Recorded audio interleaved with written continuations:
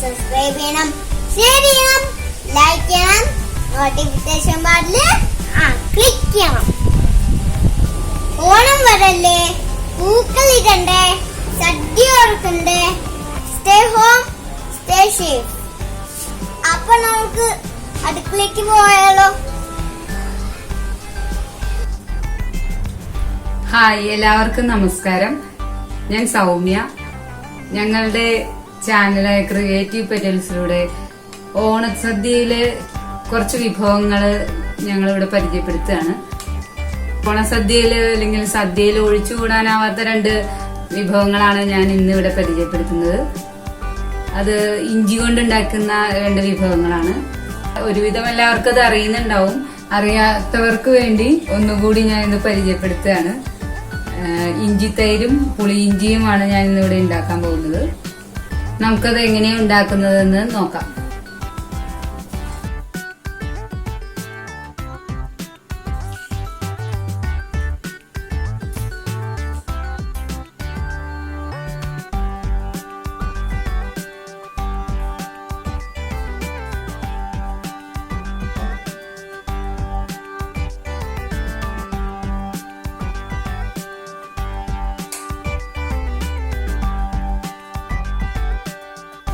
ഓണസദ്യയില് അല്ലെങ്കിൽ സാധാരണ സദ്യയിലായാലും ഒഴിവാക്കാനാവാത്ത 2 വിഭവങ്ങളാണ് ഞാൻ ഇന്ന് ഇവിടെ ഉണ്ടാക്കുന്നത്. ഒന്നാമത്തത് ഇഞ്ചിത്തൈര് അല്ലെങ്കിൽ 1000 കറി, പിന്നെ പുളിയിഞ്ചി. ഇത് രണ്ടും എങ്ങനെയാണ് ഉണ്ടാക്കണതെന്ന് നമുക്ക് നോക്കാം.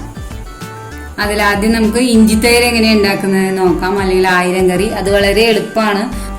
അതിനാവശ്യമായിട്ടുള്ള സാധനങ്ങൾ: തൈര് ഒരു 1/4 കപ്പ് എടുത്തിട്ടുണ്ട്.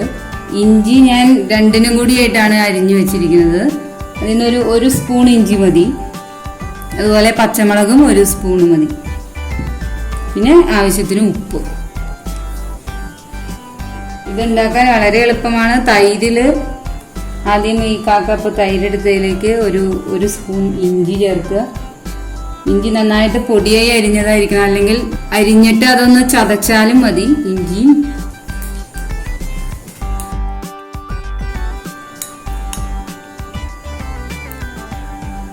ഒരു 1/2 സ്പൂൺ പച്ചമുളക്, കുറച്ച് ഉപ്പ്. അധികം പുളിയില്ലാത്ത തൈരാണ് എടുക്കേണ്ടത്. ഇതൊന്ന് ചതച്ചാൽ അത് നല്ലതാണ്. ഞാൻ പിന്നെ ഇഞ്ചി നല്ലോണം പൊടിയായി അരിഞ്ഞത് ആയതുകൊണ്ട് ചതക്കുന്നില്ല. ഇത്രയും ആയാൽ ഇഞ്ചി തൈര് റെഡിയായി. അടുത്തതായി പുളിയിഞ്ചി ഉണ്ടാക്കുന്നത് എങ്ങനെയാണെന്ന് നോക്കാം. പുളിയിഞ്ചിക്ക് ഒരു 1/4 കിലോ പുളി, അത് ഞാൻ 1 ഗ്ലാസ് വെള്ളത്തിൽ 1 മണിക്കൂർ ഇട്ട് വെച്ചതാണിത്. അത് പിഴിഞ്ഞെടുത്തിട്ടുണ്ട്. അതുപോലെ ഒരു 1/4 കിലോ ഇഞ്ചി, ഒരു 5-6 പച്ചമുളക്, ശർക്കര, ഉപ്പ്, കുറച്ച് മഞ്ഞൾപ്പൊടി, മുളക് പൊടി, ഉലുവപ്പൊടി. ഇത്രയുമാണ് പുളിയിഞ്ചിക്ക് ആവശ്യമായിട്ടുള്ളത്. നമുക്ക് ആദ്യം പുളി അരിച്ച് അത് തിളപ്പിക്കാൻ വയ്ക്കാം.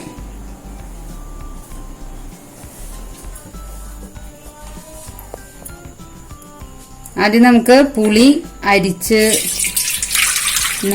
തിളപ്പിക്കാൻ വയ്ക്കാം. നല്ല കറുത്ത പുളി, അതായത് പഴകിയ പുളിയാണെങ്കിൽ അതാണ് കൂടുതൽ നല്ലത്.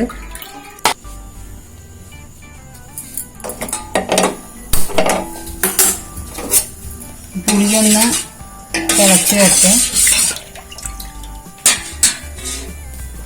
ഇത് തിളച്ച് തുടങ്ങുമ്പോൾ നമുക്കിതിൽ പകുതി ഇഞ്ചിയുടെ പകുതി ഇട്ട്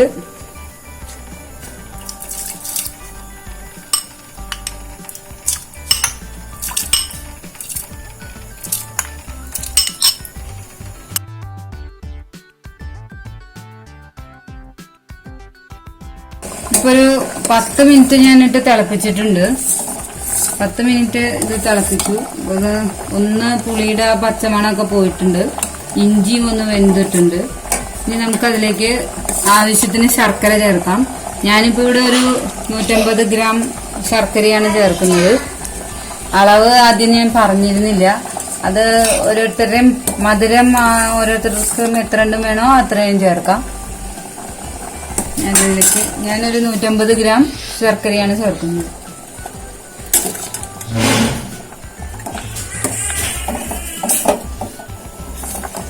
ഇടയ്ക്കൊന്ന് ഇളക്കി കൊടുത്ത് അതൊന്ന് ഒരുവിധം കൊഴുപ്പോടുകൂടി വരണം. അതായത് ഒന്ന് കുറുകി വരണം. ഇതിവിടെ ഇരുന്ന് തിളക്കട്ടെ. നമുക്ക് അപ്പോഴേക്കും ഇതിലേക്ക് വറുത്തിടാനുള്ള കാര്യങ്ങൾ നോക്കാം.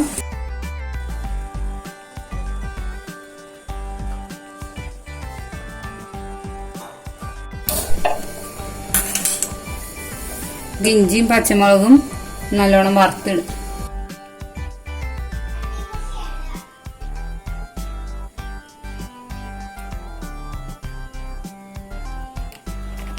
കുറച്ച് കടുക്,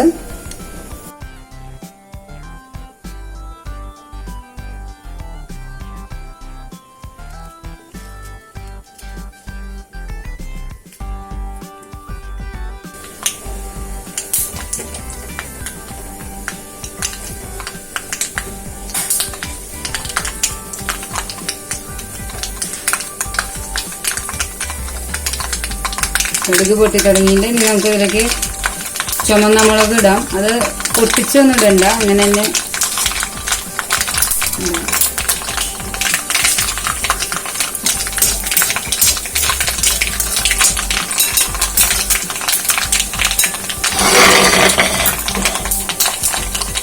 കുറച്ച് കറി.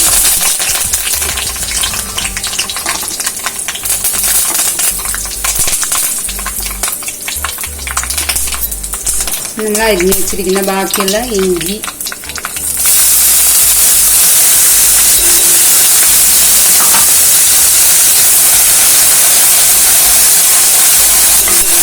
അതിൻ്റെ ബാക്കി പച്ചമുളക്.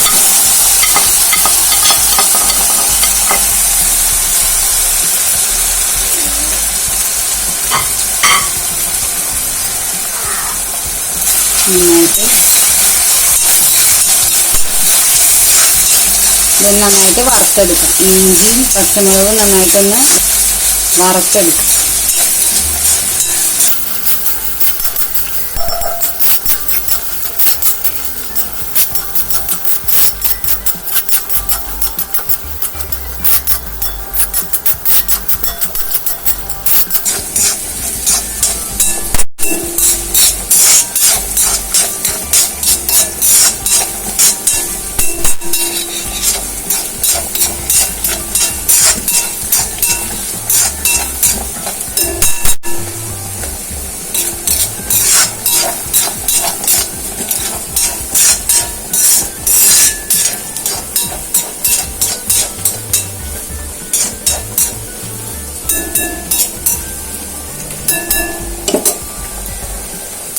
ഇഞ്ചിയും പച്ചമുളകും നന്നായിട്ട് വറുത്തിട്ടുണ്ട്.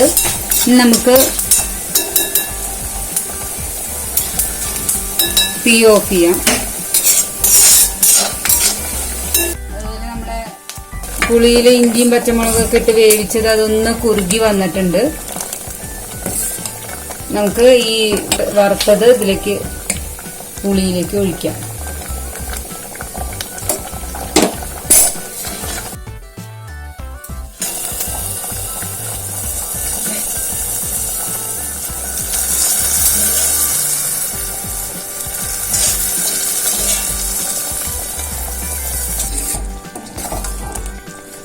ഇതിലേക്ക് നമുക്ക് കുറച്ച് ഉലുവപ്പൊടി, ഒരു 1/2 സ്പൂൺ, അധികം ആവരുത്, 1/2 സ്പൂൺ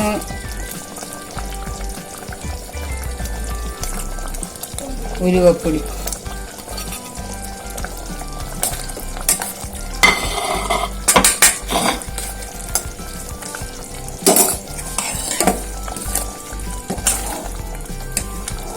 ഇത്രയുമായാൽ നമ്മുടെ പുളിയിഞ്ചി റെഡി ആയിട്ടുണ്ട്.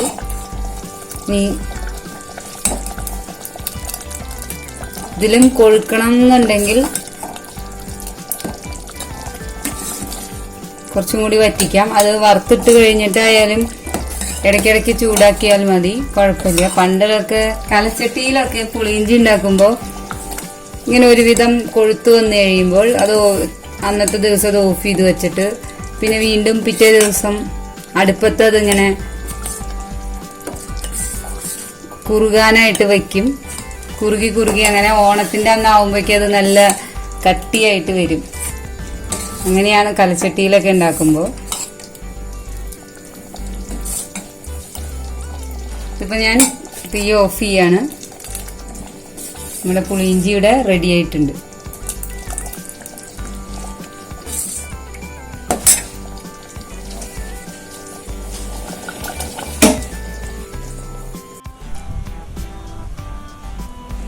പുളിയിഞ്ചിയും ഇഞ്ചിത്തൈരും റെഡി ആയിട്ടുണ്ട്.